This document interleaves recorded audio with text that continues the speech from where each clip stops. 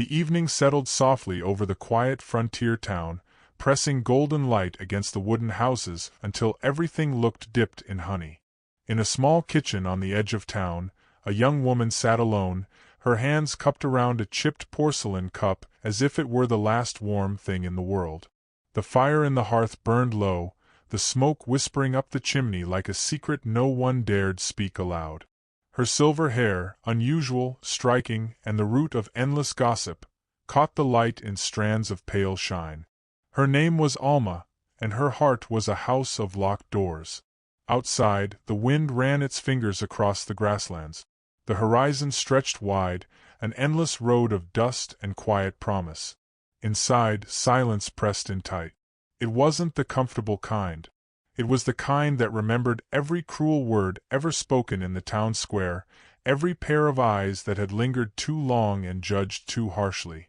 Alma traced her finger along the rim of the cup, listening to the world breathing just beyond her walls.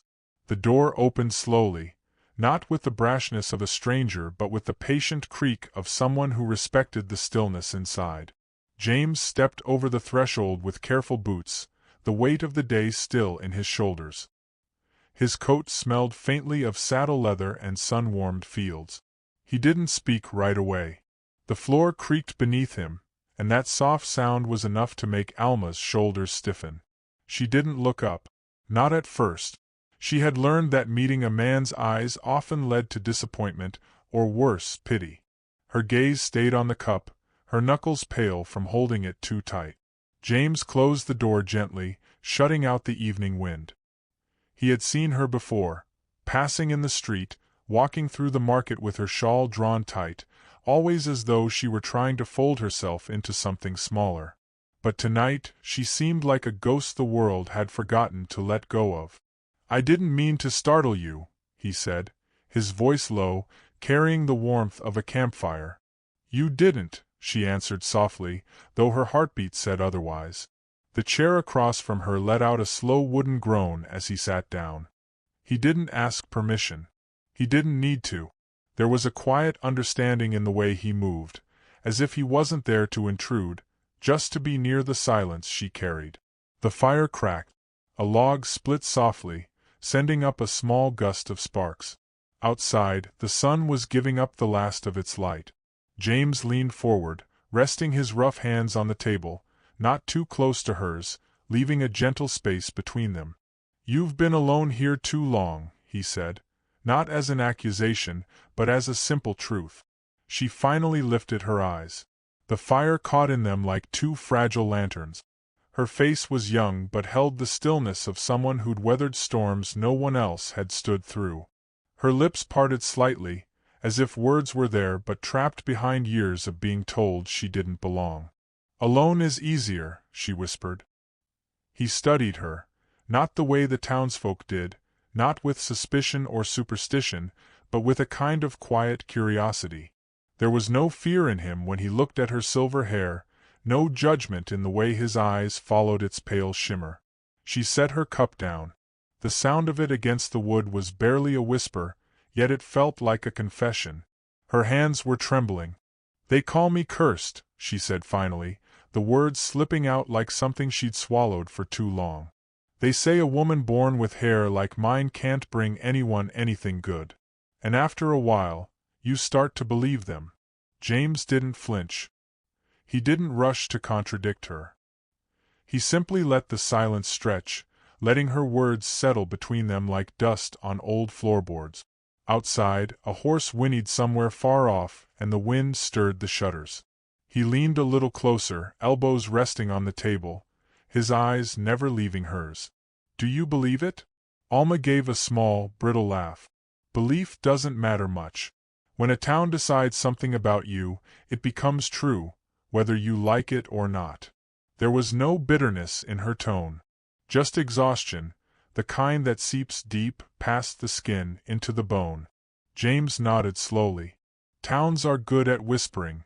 She tilted her head slightly, surprised by the softness in his voice. It wasn't sympathy. It was understanding. "I can't get married," she said, the words breaking the air like thin glass. "No man would want me. Not with what they say." Not with what I carry." For a long moment, there was nothing but the sound of the fire and the soft rasp of the wind against the windows. She expected him to look away, to let discomfort build a wall between them. Most men did. But James didn't move back. He reached out, not fast, not like a man trying to claim, but gently, like a man offering a steady branch over rushing water. His hand stopped just shy of hers, a space of breath between them. His voice was barely above a whisper. "You're worth loving." The words fell into the room like a single spark into dry grass, not loud, but powerful enough to change the air. Alma's breath caught in her throat. No one had ever said those words to her, not without mockery.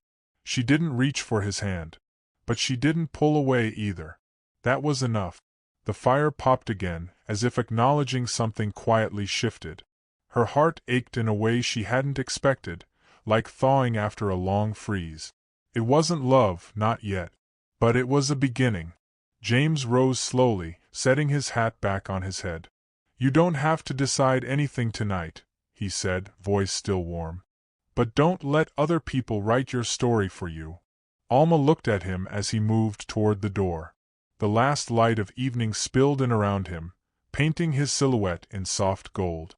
Something unfamiliar stirred in her chest, a trembling thread of hope she didn't know how to hold yet. When the door closed behind him, the room didn't feel as heavy anymore. The silence wasn't a cage. It felt like a place where something new might grow if she let it. She lifted her cup again, letting the warmth seep back into her palms, her eyes drifting toward the window. Outside, the horizon was the color of bruised rose and fading light. She whispered his words to herself, letting them rest softly against the ache in her chest. "You're worth loving." And for the first time in a long time, she didn't push them away. The morning light spilled over the town like a soft, hesitant hand, touching the rooftops, the dusty street, and the faded wood of shopfronts that had seen too many seasons. Alma walked down the main road with her shawl pulled close around her shoulders, her silver hair catching the sunlight in quiet defiance. Every step she took felt heavier than the last, not because the path was long, but because every pair of eyes seemed to follow her.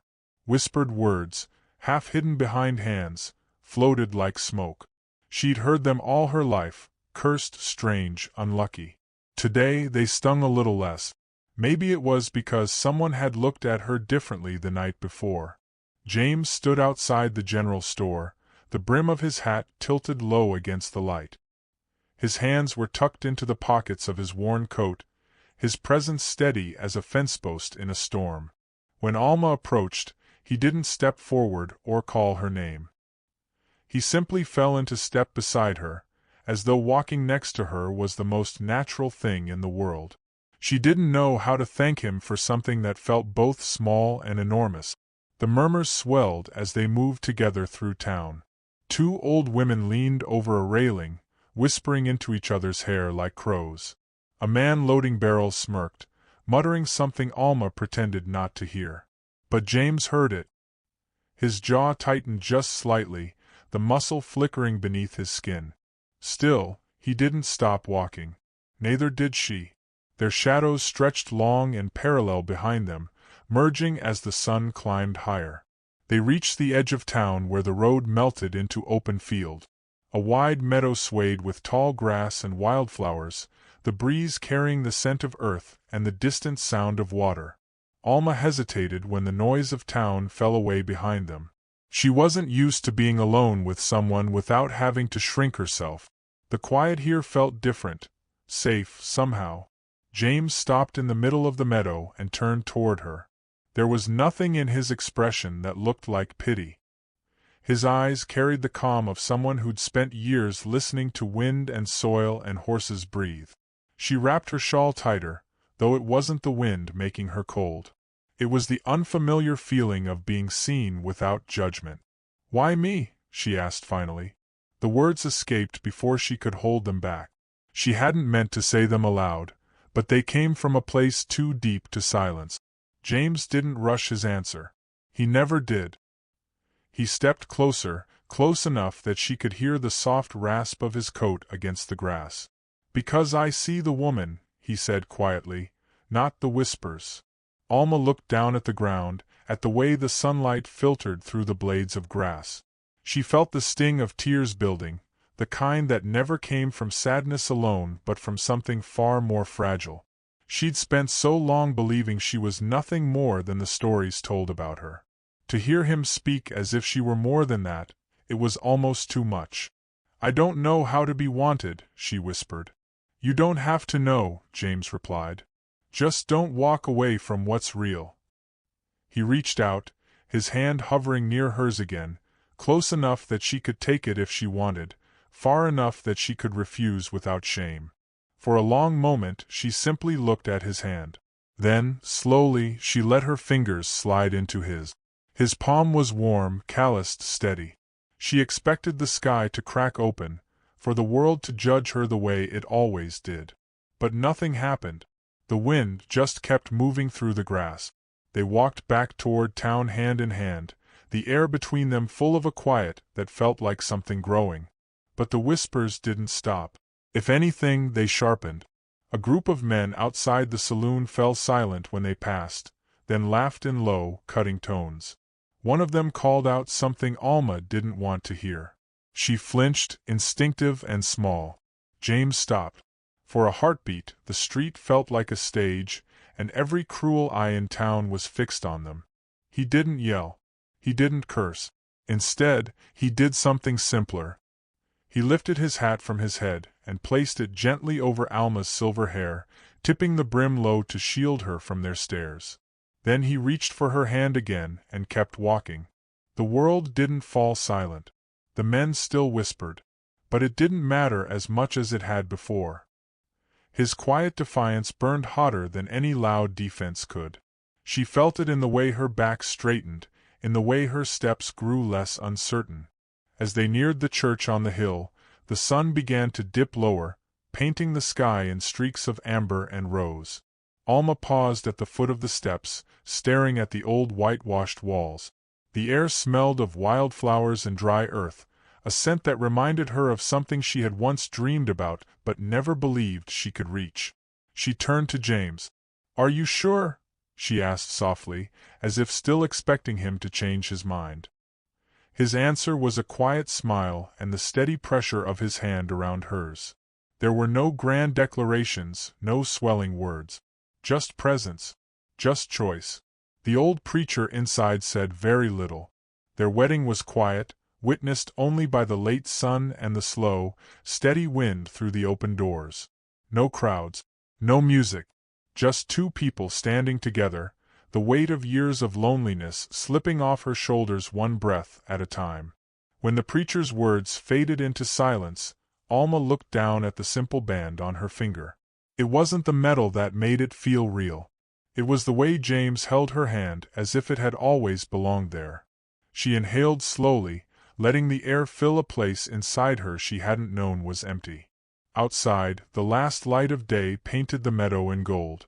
The town still whispered, but it no longer defined her. It was just noise, fading into the distance. James and Alma walked down the steps side by side, their shadows stretching out long behind them. The night was waiting ahead, full of unknown paths, but for the first time, she wasn't afraid to step forward. The wind lifted her hair beneath his hat, the silver strands catching the last of the light. She tilted her head to the sky, feeling something unfamiliar settle into her chest. Soft, quiet, steady. Love didn't come to her like thunder. It came like this, like a whisper that stayed, like a hand that didn't let go. And as the sun sank beyond the prairie, Alma realized she no longer needed to hide from her own story. She was finally ready to live it.